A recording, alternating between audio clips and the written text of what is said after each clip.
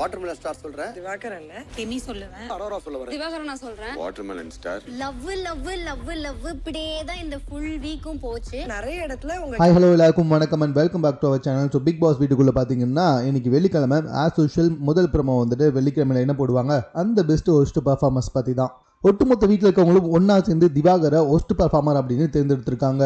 அதாவது கேமையே ஸ்பாயில் பண்ணிட்டாரு, எப்போ பார்த்தாலும் அவருடைய கேரக்டர்லேருந்து வெளியே வந்துட்டாரு, லவ் லவ் லவ் லவ் லவ்வை மட்டுமே வச்சு சுற்றிக்கிட்டு இருக்காரு அப்படின்னு சொல்லி இவரை ஹோஸ்ட் பர்ஃபார்மராக தேர்ந்தெடுத்தார்கள். அதை தொடர்ந்து 2 பேரோ 3 பேரோ சொன்னது கனியை வந்துட்டு கமருதீன் என்ன காரணத்துக்காக சொன்னார்னா, கூட்டமாக வந்துட்டு யாராவது சொன்னால் அதை தான் நம்புகிறாங்க அப்படின்னு சொல்லிட்டாரு. பார்வதி வந்துட்டு என்ன சொல்கிறாங்கன்னா, இவங்க வந்துட்டு வெளியே சாஃப்டாக இருந்தாலும் வெளியே வந்து ஸ்வீட்டாக இருந்தாலும் உள்ளே வந்துட்டு பயங்கரமான ஒரு இது இருக்குது அப்படின்ற மாதிரி சொல்கிறாங்க. கமருதீன் அண்ட் பார்வதீன், கமருதீனுக்கு கொஞ்சம் கூட அறிவே கிடையாது.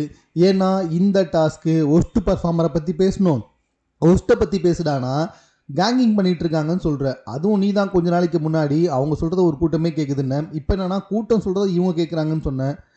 அறிவு கட்ட முட்டாளு அப்படின்னு தான் தோணுச்சு. இன்னொரு பக்கம் பார்வதி, பச்சையாக தெரியுது நீ வஞ்சத்தை கக்கிட்டு இருக்கன்ட்டு. கேமில் பெஸ்ட் ஹோஸ்ட்டை சொல்லுமானா இவங்களுக்குள்ளே வெளியே ஒரு ஸ்வீட் இருக்குது, ஆனால் உள்ளே வந்துட்டு பயங்கரமான ஒரு இது இருக்குது அப்படின்றாங்க. என்னம்மா இது காரணம்?